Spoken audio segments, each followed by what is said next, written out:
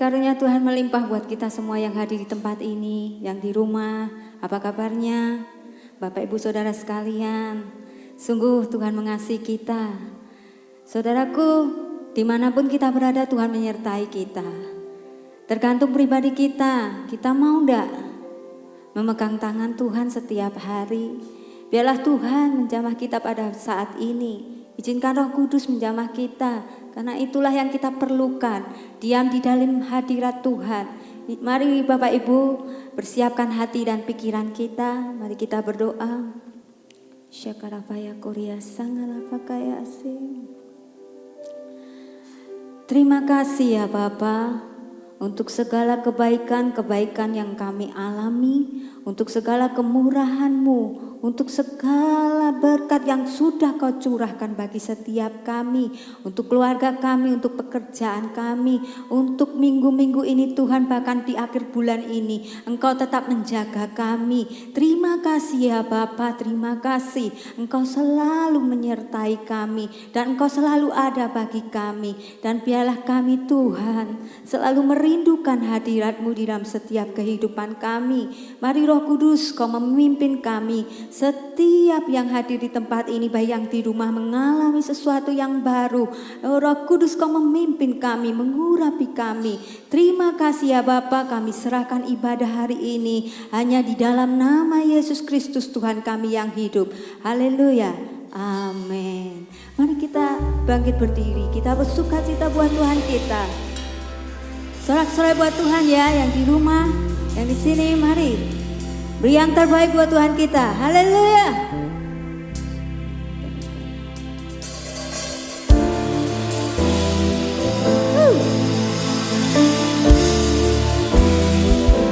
Tepuk tangan buat Tuhan kita. Haleluya.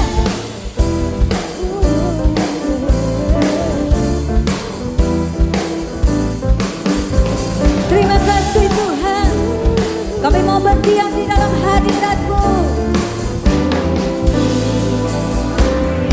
Ajakku berdiam dekat di hati-Mu.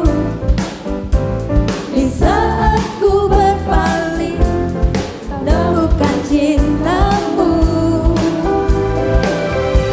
Di sana Kau menanti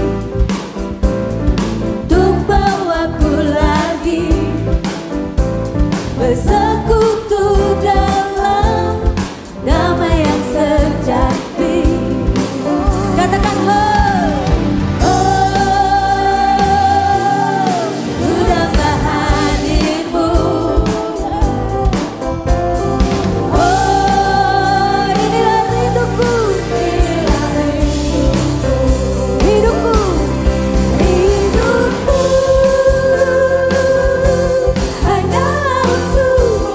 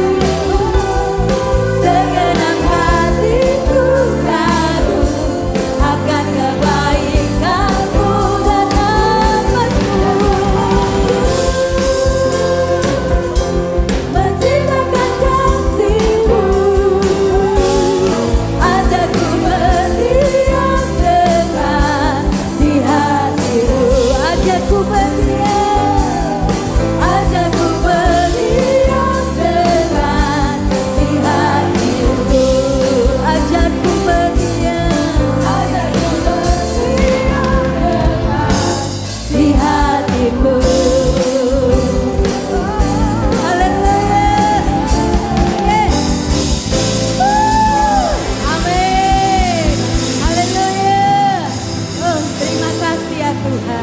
Inilah kerinduan kami. Kami mau lebih dekat lagi di dalam hadirat-Mu. Karena kami tahu di dalam hadirat Tuhan ada kekuatan yang baru. Di dalam Tuhan ada kemerdekaan. Di dalam hadirat Tuhan ada kepuasan dari pribadi kami untuk semuanya Tuhan. Terima kasih ya Tuhan, terima kasih. Kami mau dekat padamu Tuhan. Memandang wajah-Mu, menikmati kehadirat-Mu. Korapaya syakata parapaya syakata paya syakara paya sa. Shikira bodoya katana kataya syangana paya syakata paya. Sebab Allah itu roh. Barang siapa menyembah Dia harus menyembah di dalam roh dan kebenaran. Korapaya syakata makataya syakata paya syakata yasa.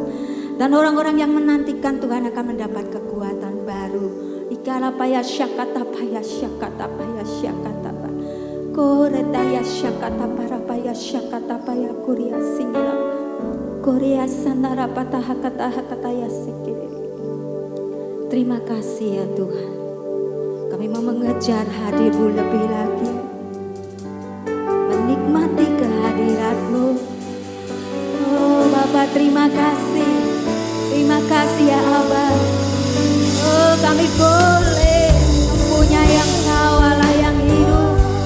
Syakara para paya, syakara paya, syakara paya. Syukur.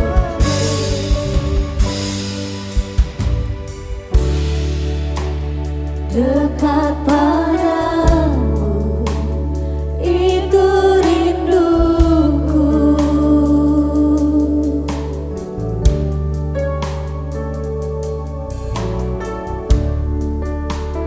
Setiap kataku kau pun menunggu.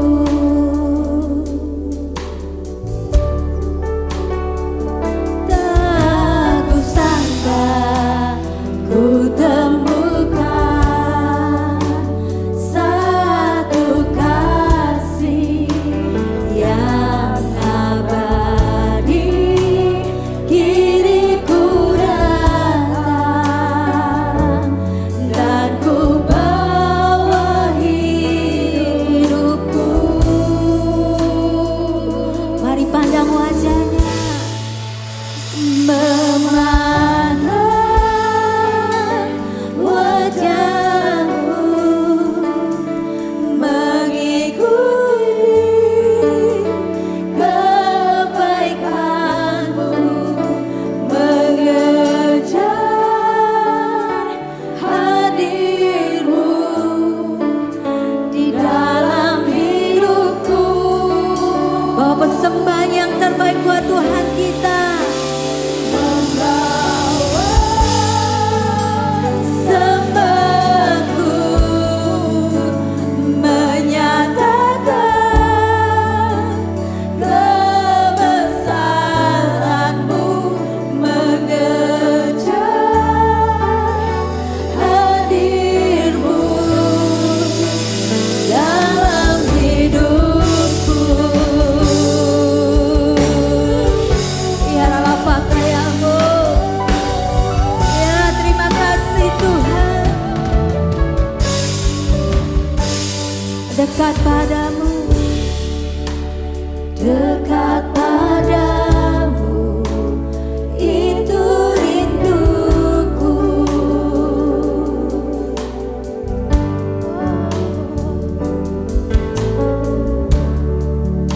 Setiap kataku kau pun menunggu.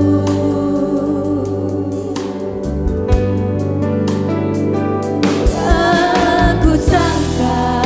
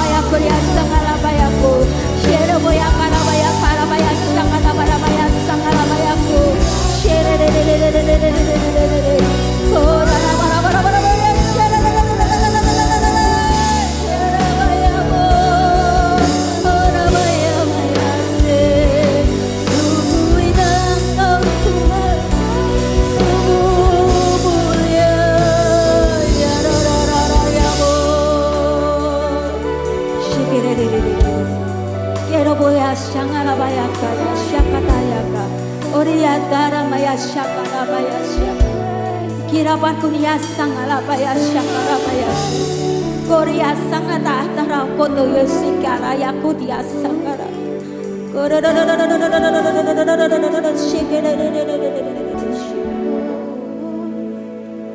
Hadirat-Mu yang sanggup mengubah kami Tuhan. Oh, hadirat-Mu yang sanggup menolong kami. Kitorote ya sakata paya syakata maya syakata yas. Koko kata toria sangara paya koriase. Hati kita makara paya syekere. Terima kasih ya Bapa. Oh Tuhan, terima kasih. Oh Bapa, terima kasih. Ucapan syukur-Mu buat Tuhan kita. Karena Dia Allah yang maha hadir bagi setiap kehidupan kita. Koko shikita tataya shikira paya boya shedede. Shikira boko ya shakara paya shike. Itu roro tanda hatta kata kaya syukur Tuhan, syukur. Ya terima kasih ya Bapa. Syukur apa ya koko ya Yesus. Karena kakak shike apa ya syam. Ita nama kakuru kohi hisikiteke. Kera tara putu shikita narata yo shikita orangnya shike. Terima kasih Bapa. Hidup kami limpah dengan ucapan syukur. Harta yang luar biasa yaitu Engkau Bapa. Oh Yesus, terima kasih. Dan kami mau merindukan Engkau lebih lagi. Membuka hati kami untuk jamahan-Mu. Kami memerlukan pengurapan-Mu setiap hari untuk melakukan aktivitas kami. Oh terima kasih ya Bapa. Dan biarlah Roh-Mu yang menuntun, memberi pengertian dan hikmat kepada kami. Oh karpa syakata parata ya syakata. Syukur apa kaya syakata. Terima kasih Tuhan. Ku buka hati untuk jamahan-Mu, berserah penuh di hadirat-Mu. Biarlah Tuhan mengambil alih segala sesuatunya. Seluruh hidupku di altar-Mu, menyembah-Mu.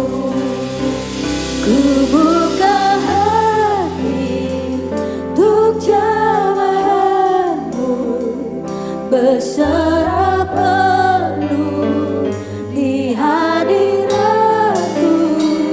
Kau ambil alih seluruh hidupku di altar-Mu,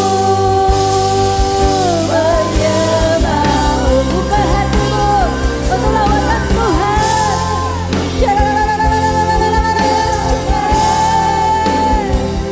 Berserah penuh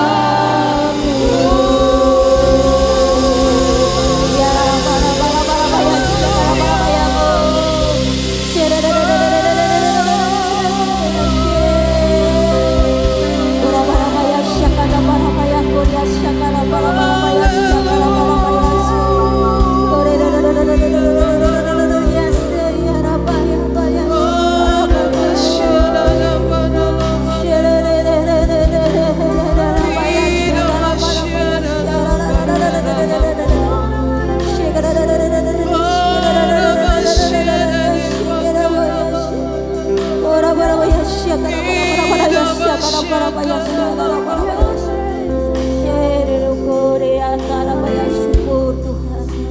Sikira hati. Buka hati untuk jamahanmu, berserapanmu di hadiratmu. Kau ambil alih seluruh hidupku di altarmu, menyembahmu. Ku buka hati untuk jamahanmu, berserapanmu di hadiratmu. Kau ambil alih seluruh hidupku di altarmu, menyembahmu. Ku buka hati untuk jamahanmu, berserapanmu di hadiratmu. Kau ambil alih seluruh hidupku di altarmu. Ini doa kami Tuhan, ini doa kami Tuhan. Buka hati untuk jamahanmu, berserapanmu di hadiratmu.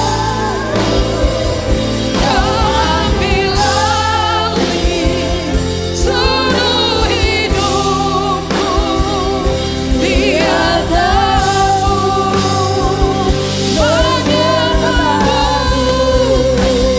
Ku buka hati untuk jamahanmu, berserapanmu di hadiratmu. Kau ambil alih seluruh hidupku di altarmu, menyembahmu. Di altarmu, menyembahmu. Di altarmu,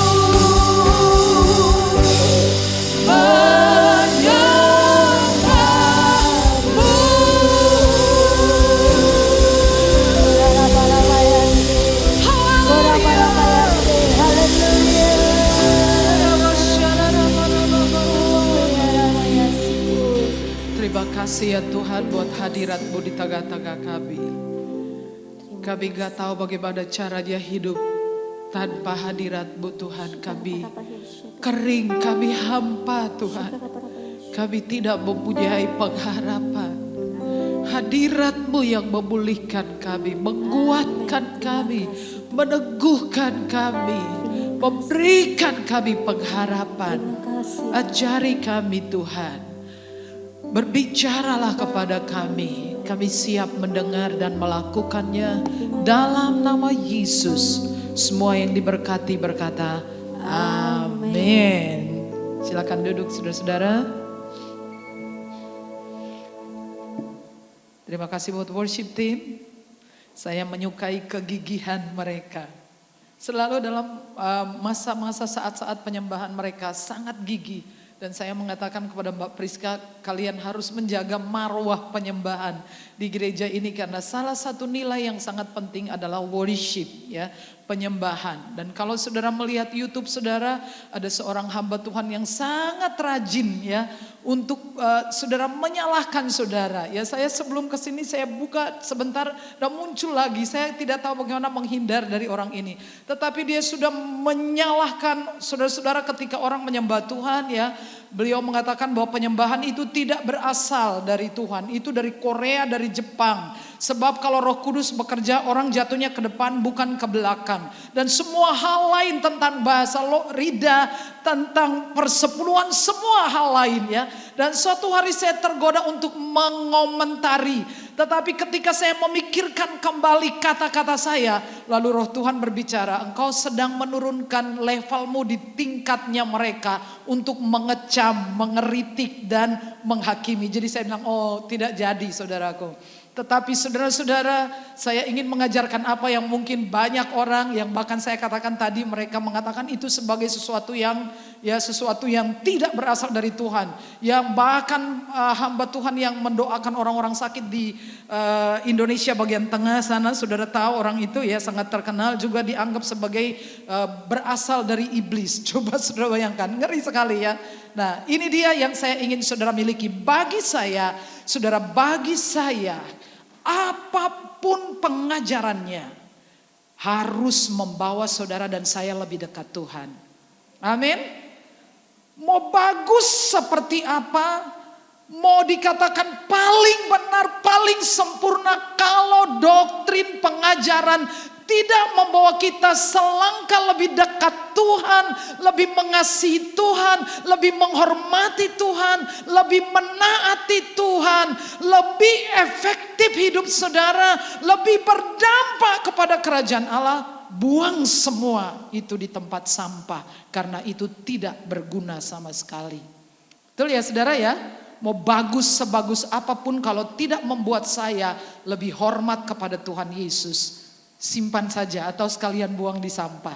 Jadi saudara bisa mendapatkan begitu banyak hal lewat YouTube, tetapi saudara harus sungguh-sungguh berhati-hati ya. Jangan turunkan level saudara untuk saling mengecam dan saling mengeritik ya. Oke, saya berbicara tentang hadirat Tuhan. Hadirat Tuhan adalah kekayaan, katakan kekayaan. Ya, ini adalah kekayaan rohani. Saudara dan saya mempunyai kekayaan rohani. Ini jauh lebih penting daripada kekayaan yang saudara miliki secara materi. Ya. Oke. Yaitu iman kepada Yesus Kristus itu adalah kekayaan. Amin. Ya, saudara, beberapa minggu yang lalu saya bicara tentang harta yang terpendam. Orang menemukan harta itu, dia menjual rumahnya, ladangnya, lalu dia membeli. Ya, artinya bahwa kebenaran tentang Injil Kerajaan Allah, tentang Yesus Kristus, itu seperti saudara menemukan harta karun, mutiara yang paling indah, sehingga saudara rela untuk membayar yang lain, tapi yang ini sangat berharga. Saudara tahu bahwa hidup kita itu sebetulnya ditentukan oleh hal-hal sangat kecil. Saya kasih contoh, saudara, bahwa saudara bisa hidup, saya bisa hidup karena saudara memiliki organ yang tidak lebih besar dari kepalan tangan saudara, itulah jantung, ya. Jantung itu tidak lebih besar dari kepalan tangan saudara. Tetapi kalau jantung saudara mogok, semuanya sudah selesai. Kira-kira jantung beratnya berapa? Sekilo ada? Setengah kilo ya? Mungkin setengah kilo, saya tidak tahu saudara. Tetapi dia tidak lebih besar dari ini saudaraku. Namun dia sangat penting sekali. Kadang-kadang kita mengabaikan hal yang sangat sederhana dan nampak tidak berarti, tetapi itu menentukan dalam hidup saudara dan saya. Bayangkan kalau saudara beratnya 60 kg dan jantung saudara itu cuma mungkin ya, saya belum lihat beratnya seberapa, katakanlah setengah kilo. Sebagian dari diri saudara bergantung hanya kepada alat ini, benda ini, alat ini yang Tuhan ciptakan untuk saudara. Nah, apa yang saya bagikan kepada saudara ini adalah menentukan segala-galanya. Firman Tuhan itu kekayaan saudara. Amin. Ya. Bukan Alkitab loh, firman Tuhan ya. Jadi Alkitab harus saudara baca, harus saudara hafal, harus saudara simpan dan saudara lakukan. Ya, itu baru berkuasa. Kalau cuma tinggal di sini, tinggal di HP saudara, tidak ada dampaknya sama sekali sampai saudara melakukannya. Apalagi yang menjadi kekayaan kita ya. Kuasa Roh Kudus itu kekayaan orang percaya. Apalagi hadirat Tuhan. Ya, banyak saudara temukan dalam Alkitab.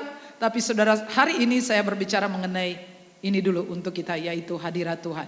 Hadirat Tuhan itu adalah kekayaan. Saya mau baca ulasan dari dua orang, ya, suami istri ilmuwan, yaitu Dana Zohar dan Ian Marshall. Dana Zohar meraih gelar doktor dari Harvard University di bidang psikologi dan teologi.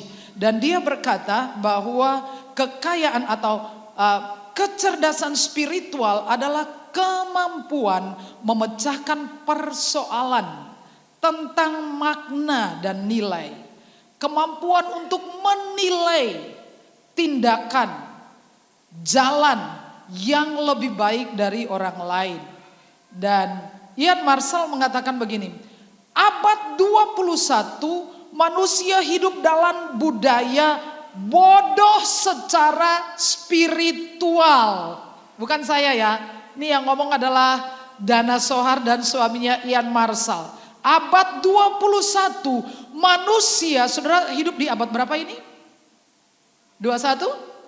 Bahwa manusia yang hidup di abad 21 hidup dalam budaya bodoh secara spiritual, secara intelektual, cerdas, pintar, tetapi secara spiritual itu bodoh sekali. Sekali lagi bukan saya, tetapi menurut Dana Zohar dan Ian Marshall bahwa kecerdasan spiritual merupakan kecerdasan tertinggi dari manusia. Katakan tertinggi. Manusia paling cerdas adalah yang cerdas secara spiritual. Say yes. Jadi kalau kita cerdas secara spiritual, kita adalah orang paling cerdas. Kasih tepuk tangan untuk saudara. Nah, ini dia. Jadi salah satu yang saya katakan sudah saya sebutkan tadi, yang mampu menjadikan saudara cerdas secara spiritual adalah adanya hadirat Tuhan di hidup saudara. Amin. Nah, sekarang kita bicara tentang hadirat Tuhan, kita tahu bahwa Tuhan itu maha hadir. Oke, amin. Ya, dalam salah satu ayat di dalam Yesaya pasal 9, Yesaya menerima penglihatan dan dia katakan, aku melihat Tuhan ujung jubahnya memenuhi bait suci. Ya, jadi kehadiran Allah memenuhi bumi ini. Di bagian lain Tuhan juga dikatakan hadir memenuhi surga. Tuhan hadir di alam semesta, di bumi, di dalam hati orang percaya. Betul? Ya, oke. Dan setiap orang yang menerimanya diberinya kuasa supaya menjadi anak-anak Allah, yaitu mereka yang percaya dalam namanya. Ya, saudara menerima Yesus, saudara tahu Tuhan ada dalam saudara. Amin. Ya, pribadi ketiga dari Allah Tritunggal, Roh Kudus ada di dalam saudara. Tapi sekarang mengapa seringkali walaupun saudara tahu bahwa Tuhan ada di dalam saudara, tapi di situasi tertentu saudara dan saya sering merasakan dan bahkan kita berdoa, Tuhan jangan tinggalkan aku. Pernah berdoa seperti itu ya?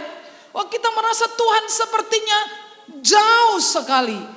Kita merasa Tuhan tidak ada dalam hidup kita. Sehingga kita berdoa, Tuhan, mengapa engkau meninggalkan aku? Tuhan, jangan tinggalkan aku. Apakah Tuhan tinggalkan kita? Sama sekali tidak. Setuju saudara? Tuhan itu enggak tinggalkan kita. Jadi sebetulnya apa yang terjadi? Bukan Tuhan meninggalkan kita, tetapi lebih sering kita yang meninggalkan Tuhan. Say yes? Amin? Ya.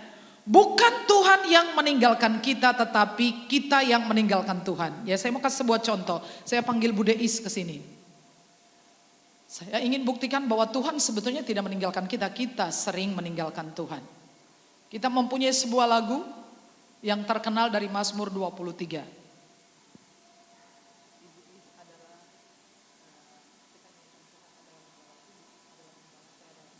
Ya, kita bisa nyanyi sama-sama. Tuhan adalah gembalaku, angan aku, coba bayangin. Saya bilang kepada Ibu Is, Ibu adalah gembala, saya domba. Tapi kok malah Bu Is ikutin saya? Sebetulnya gembala dan domba ngikuti gembala apa gembala ngikuti domba? Halo? Domba. Tuhan ada gembalaku, takkan kasih tepuk tangan untuk Bu Deis. Saudara, ketika kita berkata, Tuhan mengapa engkau meninggalkan aku? Tuhan tidak meninggalkan kita. Kita yang meninggalkan Tuhan. Kita meninggalkan jalannya, iya. Kita meninggalkan kehendaknya, iya. Tuhan ingin kita di sini, kita ingin di sana. Pada waktu itulah kita merasa seorang diri dan berteriak, Tuhan engkau kenapa meninggalkan aku? Mengerti saudara? Amin. Jadi Tuhan tidak pernah meninggalkan.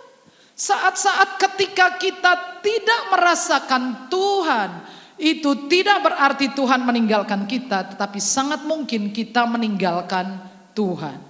Kita tidak ada di jalannya Tuhan. Kita tidak ada di dalam kehendaknya Tuhan. Ya, baca ayat ini. Sekalipun ayahku dan ibuku meninggalkan aku, namun Tuhan menyambut aku. Sampai ayahmu dan ibumu meninggalkan engkau, Tuhan gak akan meninggalkan. Lalu kenapa saya merasa Tuhan tidak menyertai saya? Itu bukan karena Tuhan pergi dari saya, tetapi saya sedang bepergian meninggalkan Tuhan. Saudara lihat waktu murid-murid dengan Tuhan Yesus di atas perahu, Tuhan Yesus ada enggak? Ada. Ya, tetapi mereka mendayung sendiri dan Yesus ada di sana. Tetapi Yesus tidur sementara mereka mendayung. Yesus tidak pernah pergi. Tetapi ketika kita pergi meninggalkan Yesus, kita akan merasakan ditinggalkan. Kapan kita pergi? Waktu kita meninggalkan jalan-jalannya. Waktu kita tahu ini kehendak Tuhan, tetapi kita memilih untuk tidak melakukannya. Saat itulah saudara berjalan sendiri, tetapi Tuhan tetap ada di dalam saudara. Tapi Roh Kudus berkata, firman Tuhan berkata bahwa ya, mengapa orang percaya tidak merasakan hadirat Tuhan? Karena Roh Kudus didukakan. Ya, ini ayatnya. Kita baca 1, 2, 3. Dan janganlah kamu mendukakan Roh Kudus Allah yang telah memeteraikan kamu menjelang hari penyelamatan. Jadi ketika saudara tidak mematuhi beliau berduka. Bahkan di bagian lain Paulus katakan memadamkan roh. Artinya Roh Kudus tidak bekerja. Bukan Roh Kudus tidak sanggup. Tetapi Roh Kudus tidak bisa memaksakan kehendak saudara. Say yes. Amin. Waktu kita memilih kehendak kita, ya Roh Kudus akhirnya pekerjaannya padam. Saudara, kenapa Tuhan?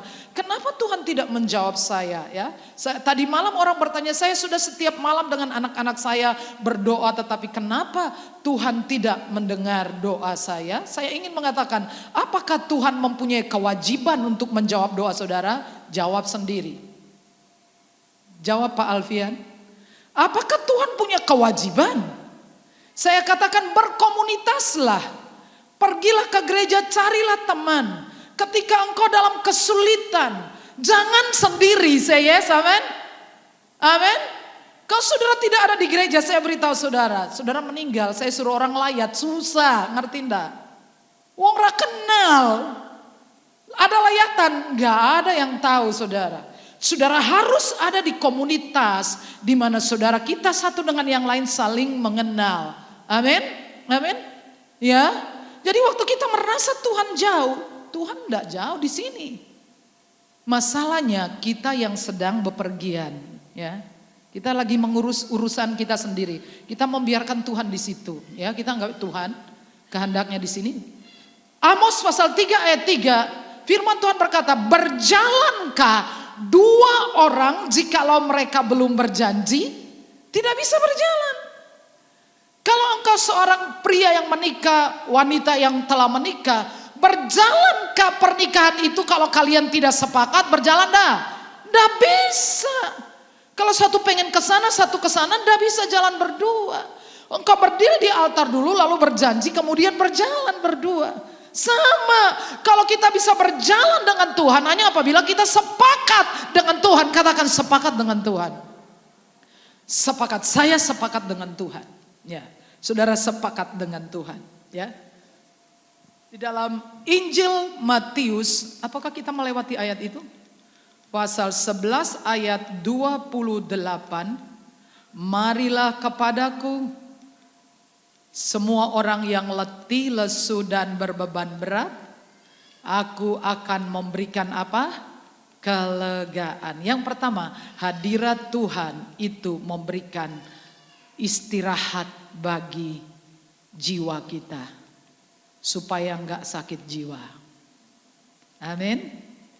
Nah, Roh Kudus, hadirat Tuhan memberikan, ini dia, baca sama-sama 3. Marilah kepadaku semua yang letih, lesu dan berbeban berat, aku akan memberi kelegaan kepadamu. Secara fisik kita bisa tidur untuk menghilangkan kepenatan, tetapi tubuh saudara bisa tidur tapi pikiran dan hati saudara melayang-layang, tidak tidur. Waktu saudara bangun saudara merasa sangat lelah, padahal sudah tidur, tapi bangun capek sekali. Karena tubuh istirahat tetapi jiwa saudara itu tidak istirahat. Karena jiwa saudara itu bisanya istirahat di hadirat Tuhan. Katakan hadirat Tuhan. Jiwa kita itu bisa istirahat di hadirat Tuhan.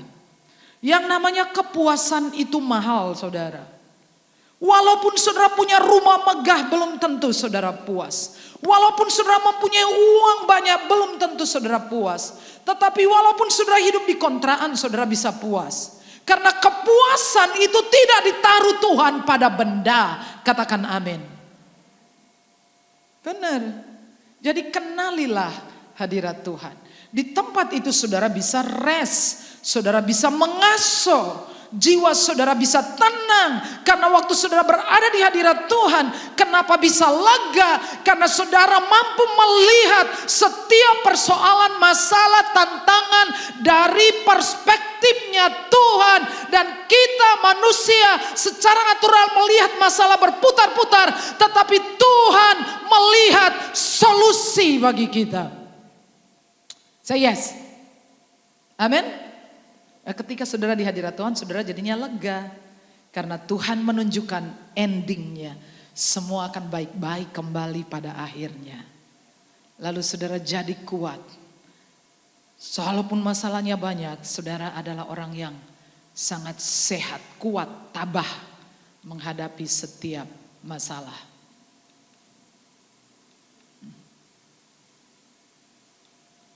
Oke. Kita bisa melakukan istirahat mungkin dengan cara tidur, berlibur, bepergian, berbelanja, cuti. Tapi benarkah saudara dapatkan istirahat dengan ini?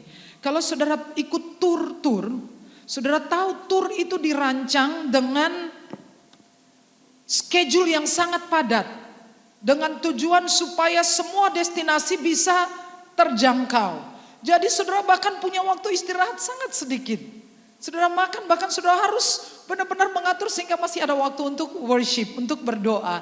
Karena waktunya sangat padat, tujuannya sangat banyak. Dengan sedikit waktu saudara diharapkan bisa mengunjungi semua tempat. Lalu saudara pulang ke hotel, saudara tidur, ya tidak sempat untuk berdoa. Karena saking capeknya, saking lelahnya, saudara bangun, saudara tetap juga capek. Waktu saudara pulang dari tur sampai di rumah juga capek. Benar saudara? Karena tempat istirahat yang tepat adalah di hadirat Tuhan. Hadirat Tuhan adalah esensi dari sabat. Katakan sabat. Saya enggak dengar? Ya. Sabat itu adalah hadirat Tuhan. Jadi pengajaran tentang sabat itu bukan hari. Bukan hari Minggu, bukan hari Sabtu. Yesus berkata ketika murid-murid memetik gandum di hari Sabat. Yesus berkata bukan manusia diciptakan untuk Sabat. Tapi Sabat diciptakan untuk manusia. Artinya Sabat, hari Sabat itu diciptakan bukan untuk kepentingan Tuhan. Tetapi untuk kepentingan manusia. Jadi kalau saudara paham tentang hadirat Tuhan. Saudara tahu itu adalah Sabat. Dan saudara harus punya sabat setiap hari di hidup saudara. Katakan amin. Yaitu saat dimana saudara setiap hari dengan sengaja mengambil waktu berdua dengan Tuhan. Tidak dengan HP, tidak dengan yang lain. Saudara berdua saja dengan Tuhan, saudara mengalami hadirat Tuhan, saudara mengalami restoration, saudara mengalami pemulihan, saudara dipertajam fokus saudara, dikasih kekuatan yang baru. Itu yang disebut Tuhan Yesus, marilah kepadaku yang letih lesu dan berbeban berat, aku memberi kelegaan. Jadi saudara bayangkan tiap hari adanya lega, adanya lega, adanya seger, adanya seger. Itu yang pertama ya. Oke, sekarang yang kedua. Ya, baca sama-sama 3. Hadirat Tuhan adalah tempat di mana kuasa Allah dimanifestasikan dan memberi kemenangan. Nah, ini yang kedua yang kita baca dari Alkitab. Banyak sekali ayat-ayat berbicara tentang, jadi kalau orang mengatakan ya kepenuhan Roh Kudus itu apalah segala macam, sayang sekali saudara ya, karena tidak mengalami. Tetapi pentingnya apa juga untuk mengecam dan mengeritik? Pentingnya apa sih? Bukankah Alkitab mengatakan kita tidak boleh menghakimi kan? Tidak boleh mengeritik, tidak, karena hakim itu adalah Tuhan. Tapi saudara lihat di akhir zaman ini, dampak daripada kemajuan teknologi ini ya itu seperti yang saudara saksikan. Kita bisa belajar dari mana saja, tapi saudara harus sungguh-sungguh hati-hati ya. Bahwa satu hari orang berkata saudara menyembah jatuh ke belakang itu keliru saudara. Harus jatuh ke depan, aduh Tuhan ya. Hanya untuk gara-gara jatuh ke belakang dan ke depan. Tapi saudara harus belajar rahasia tentang hadirat Tuhan. Hadirat Tuhan itu adalah tempat di mana kuasa Allah dinyatakan, dimanifestasikan dan memberikan kemenangan.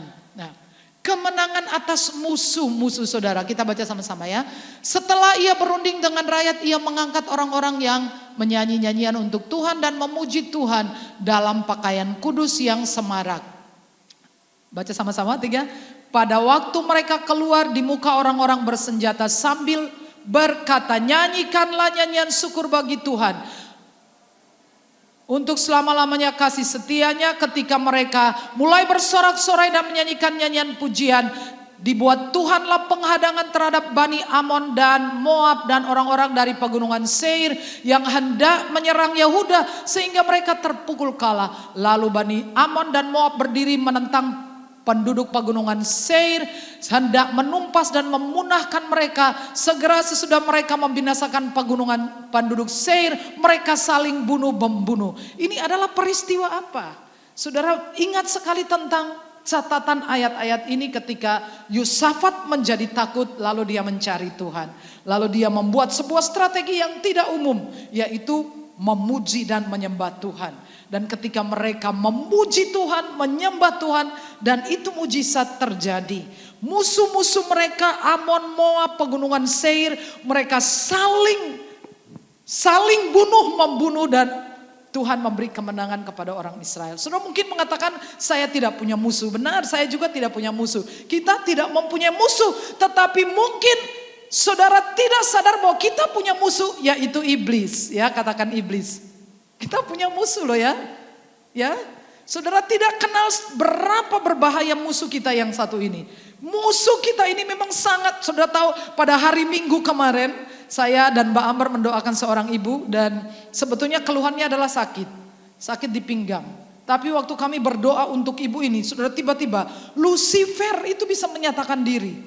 Tiba-tiba dia mengatakan, aku Lucifer, aku penguasa. Aku yang mengatur semua ini. Akulah yang membuat manusia serakah, tamak, menjadi hamba mamon. Dia ngoceh seperti itu. Dan saya sudah terbiasa untuk tidak menjawab dia dengan kata-kata saya kecuali dengan firman. Ya.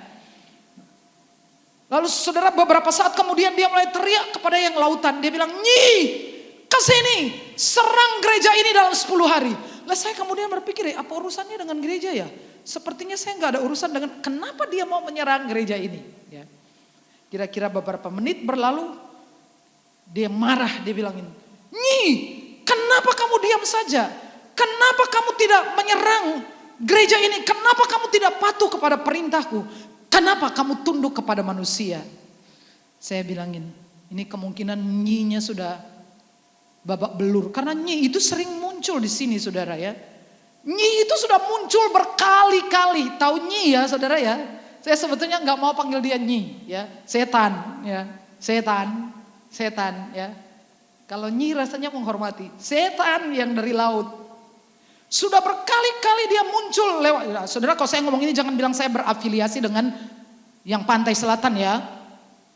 Gak ada hubungannya, saya juga gak tahu wujudnya. Ya, itu setannya orang Jawa, saya orang Ambon ya. Saya bilang mungkin Nyi sudah babak belur karena keseringan nongol dihajar oleh firman Tuhan sehingga dia diam, tidak membisu. Dia tidak mau datang lagi. Emang saudara tahu firman itu adalah pedang. Kalau saudara mengusir setan, pastikan saudara nggak pakai gagasan saudara ya. Nggak usah ngoceh ya, nggak usah jawab dia ya, pakailah firman Tuhan. Amin ya. Pakailah firman Tuhan karena firman Tuhan itu adalah pedang. Nah, saya tahu bahwa memang betul bahwa kita mempunyai musuh yang jelas-jelas membenci saudara, membenci saya. Tapi ketika kita diserang kadang kita tidak menyadari. Mungkin di dalam pernikahan terjadi kesalahpahaman suami istri. Jadi bertengkar untuk urusan uang, untuk urusan pekerjaan. Apa-apa menjadi kacau. Dalam pelayanan, dalam kehidupan pribadi itu bisa terjadi saudara ya. Anda tidak mempunyai musuh tetapi seseorang bisa saja membenci saudara untuk alasan mereka sendiri ya. Jadi kalau ada orang membenci saudara itu tidak selalu berarti saudara salah. Itu mungkin karena dia bermasalah gitu aja ya. Jadi saudara sama seperti kita baik-baik tetapi kita mempunyai musuh. Dan Alkitab mengatakan bahwa sadarlah dan berjaga-jagalah. Lawanmu si iblis berjalan berkeliling sama seperti singa yang mengaum-ngaum dan mencari orang yang dapat ditelannya. Kita mempunyai musuh. Iblis itu akan mencari cara. Bagaimana saudara tahu? Iblis tidak bisa masuk dalam hidup saudara. Itu tidak mungkin, itu mustahil. Dia hanya bisa masuk dalam hidup saudara kalau saudara memberi dia pintu, katakan pintu.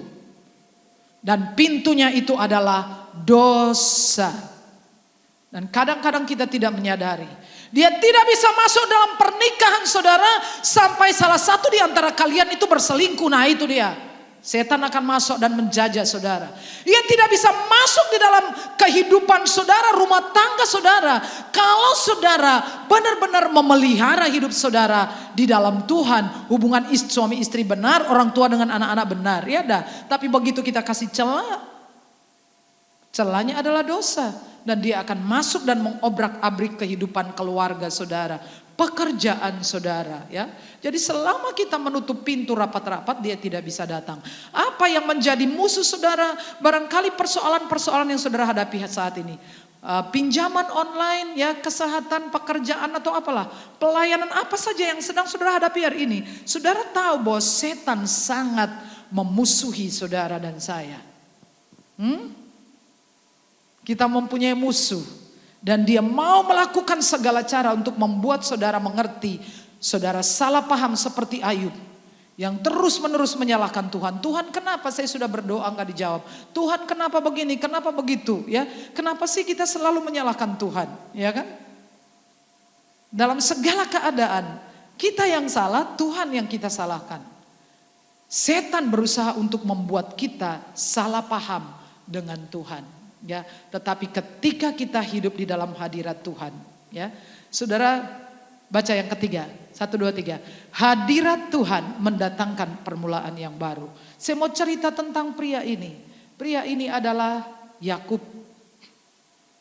Dan saudara bisa melihat dalam kitab Kejadian pasal 32 tentang Yakub.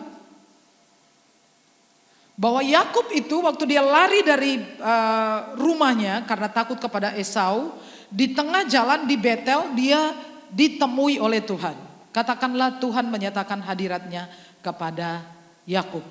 Dia melihat suatu penglihatan di mana ada tangga-tangga yang menghubungkan langit dan bumi. Dan malaikat Tuhan naik turun melalui tangga itu. Setelah dia bangun dia katakan tempat ini adalah tempatnya Tuhan, hadirat Tuhan. Jadi dia membuat mezbah di situ lalu dia mengatakan janjinya kepada Tuhan di dalam pasal 32 ayat 22 sampai 32 ya.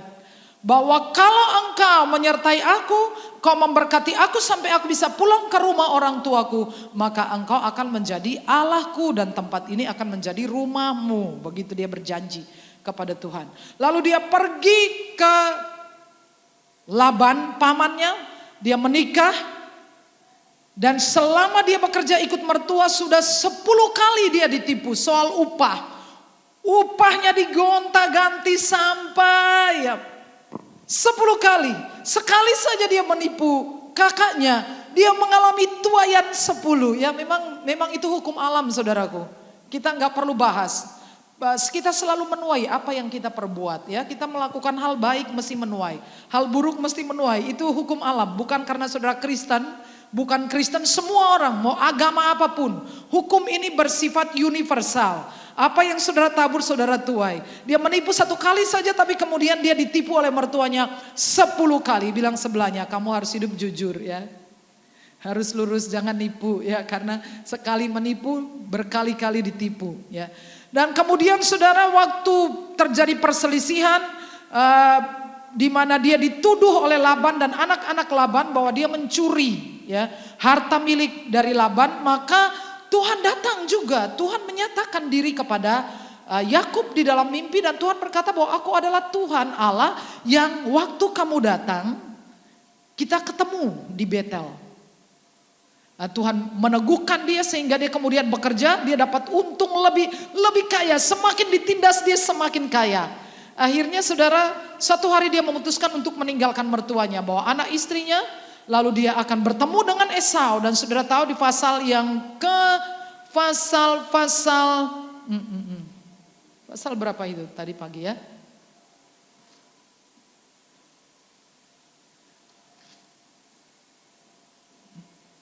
Kejadian pasal yang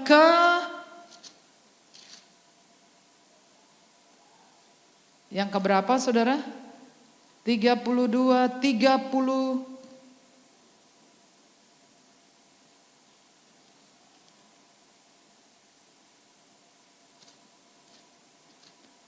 (37)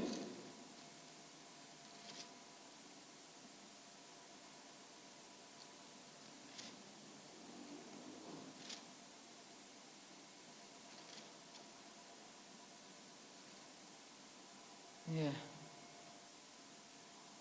35 saudara, 35.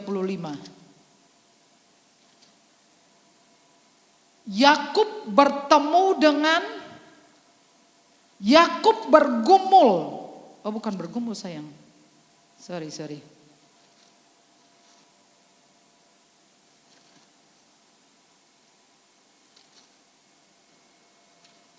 Saudara menemukan ayatnya tadi pagi?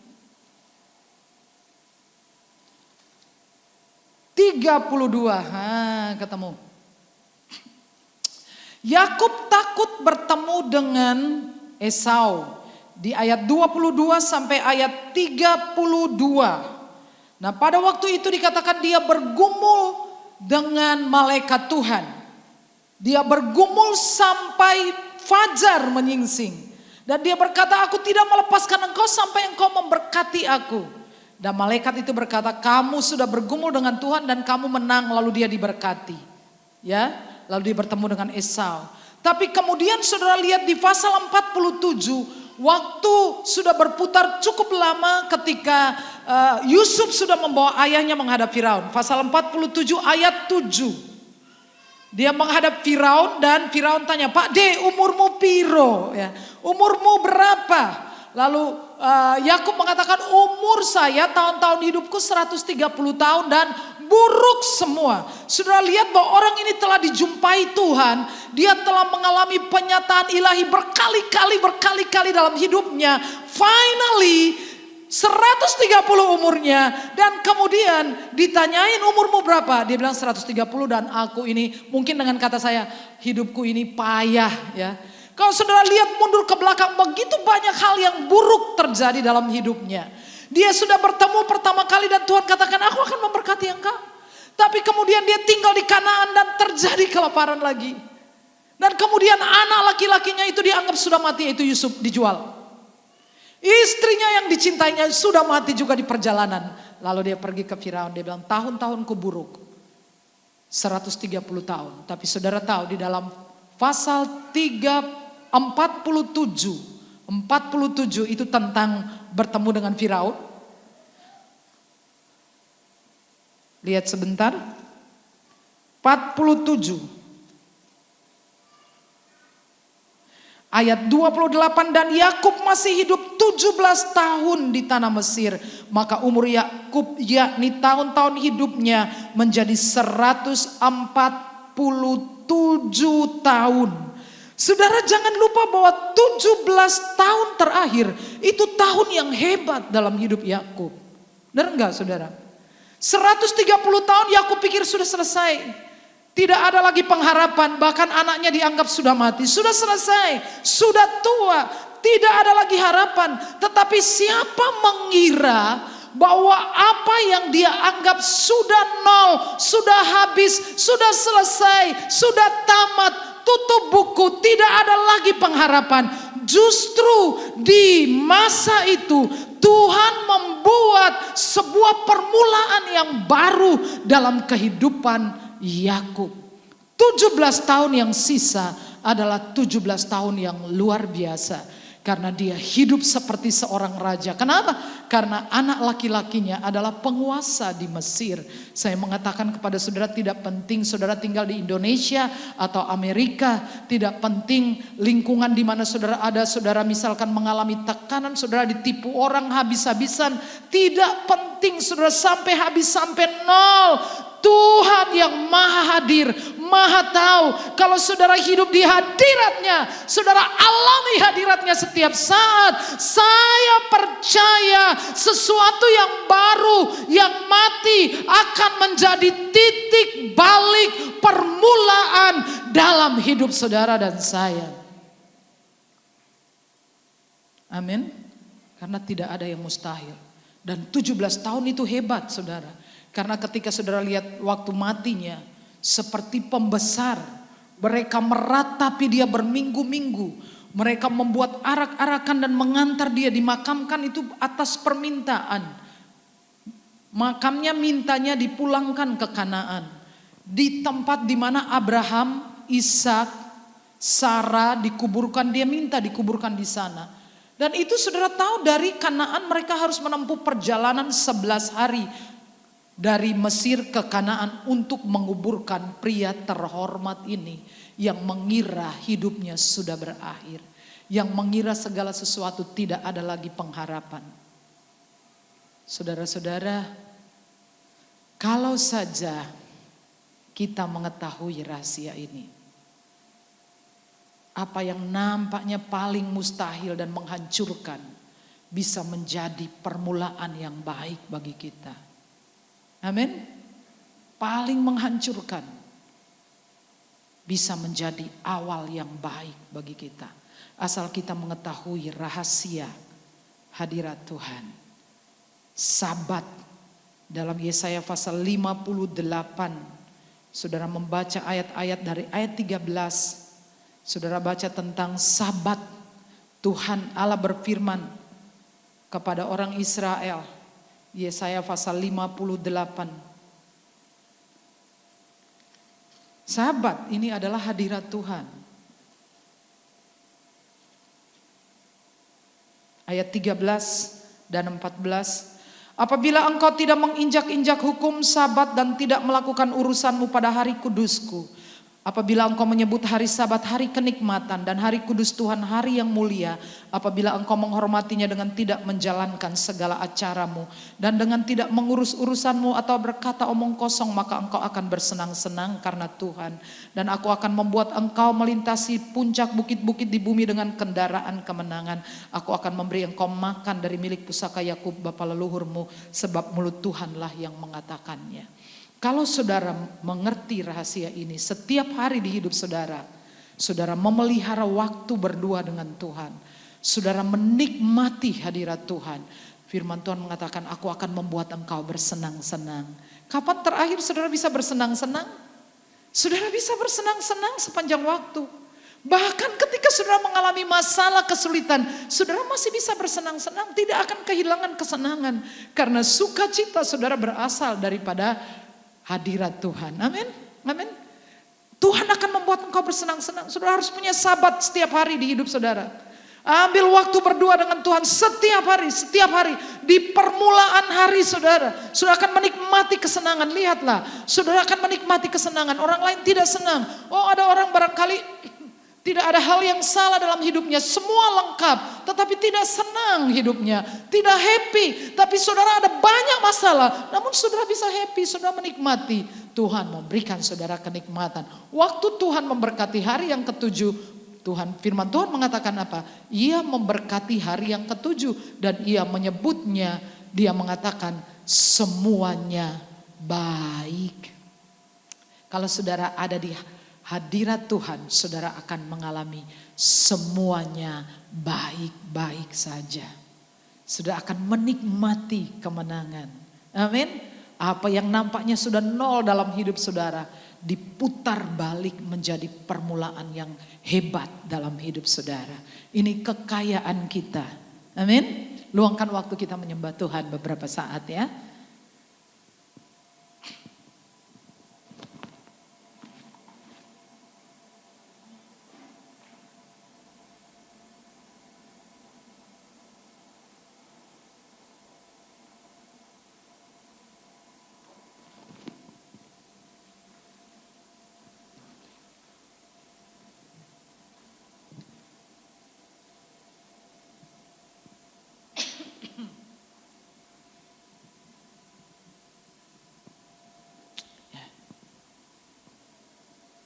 Luangkan waktu. Kapan terakhir saudara mengalami hadirat Tuhan? Minggu yang lalu? Hari yang lalu? Harus setiap hari? Kan kesusahan sehari cukup sehari. Besok punya kesusahan lagi, jadi besok saudara harus bangun lagi kekuatan saudara yang saudara dapatkan dalam hadirat Tuhan. Setiap hari. Yesus, ku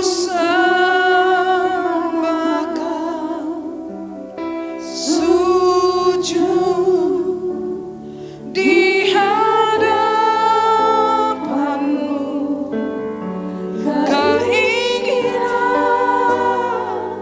dalam hidupku hanya untuk menyembah-Mu. Yesus, ku sembahkan, sujud di hadapan-Mu, keinginan dalam hidupku hanya untuk menyembah-Mu.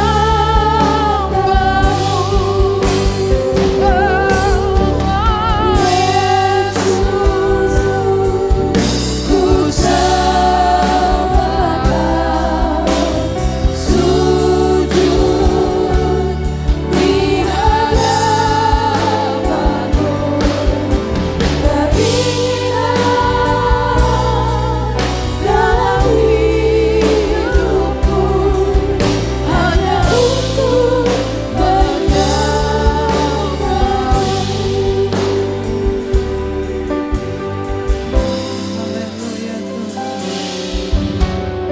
masuk hadirat-Mu Tuhan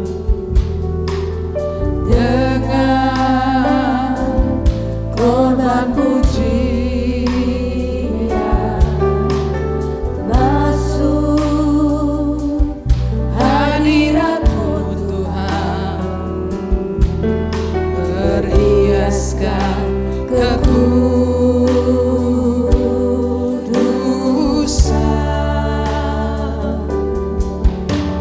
di hadapan hadirat-Mu Tuhan. Ku rasakan kedamaian di hadapan hadirat-Mu Tuhan. Ku nampak keagungan.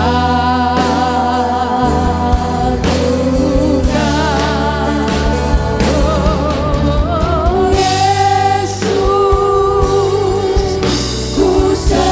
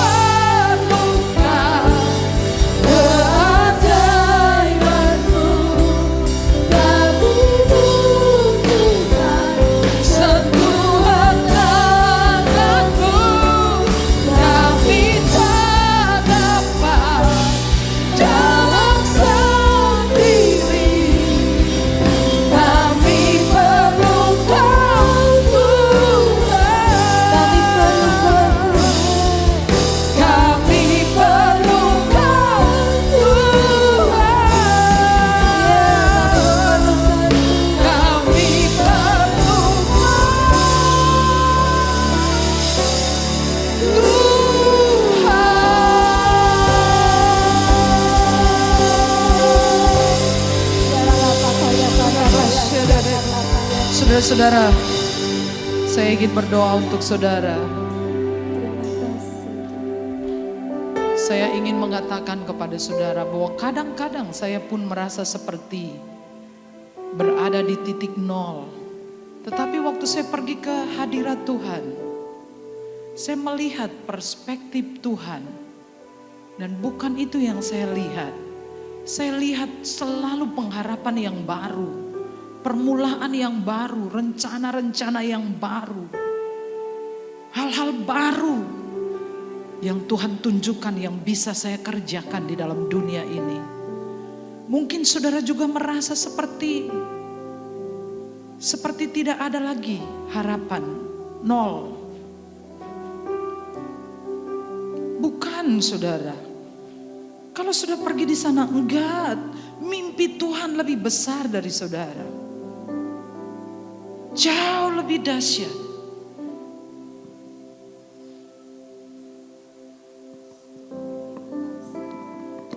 Masa saudara sanggup bermimpi lebih hebat dari Tuhan?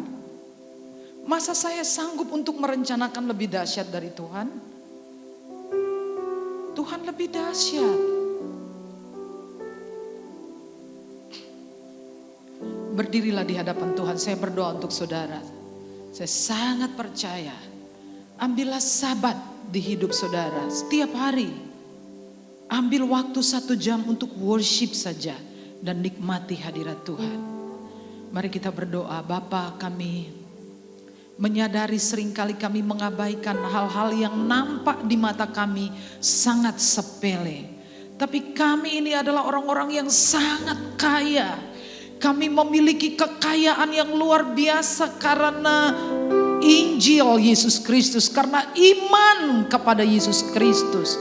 Kami mempunyai firman yang menciptakan dari yang tidak ada menjadi ada. Kami mempunyai Roh Kudus pribadi ketiga dari Allah Tritunggal tinggal di dalam kami. Mengajari kami, menuntun kami, memelihara kami, membela kami. Kami mempunyai hadirat Tuhan yang meneguhkan, menguatkan, menghibur, memberi pengharapan, membaharui kekuatan kami, melakukan perkara-perkara besar sehingga kami bisa mengalahkan musuh-musuh jiwa kami yang membuat kami mendapatkan istirahat yang sesungguhnya. Oh Tuhan, kami semua, bawa kami semua ke tempat itu, tempat maha kudus-Mu Tuhan. Setiap hari di hidup kami mungkin terlalu lelah sehingga kami lupa bersenang-senang. Kami sudah punya semua tetapi kami tidak mempunyai kesenangan. Kami mungkin terlalu lelah Tuhan. Pulihkan kami dengan hadirat-Mu. Bawa kami di hadirat-Mu. Meteraikan firman-Mu di tempat terbaik di hidup kami. Di dalam nama Yesus kami berdoa. Amin. Silakan duduk kembali saudara-saudara.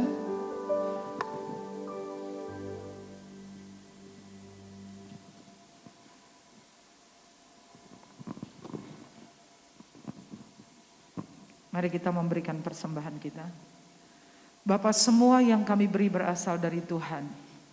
Kami percaya bahwa Engkau tidak berhutang apa-apa kepada kami. Kami yang menabur, kami juga yang menuai.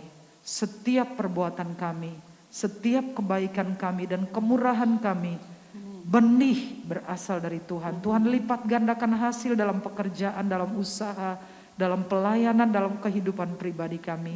Di dalam nama Yesus. Amin.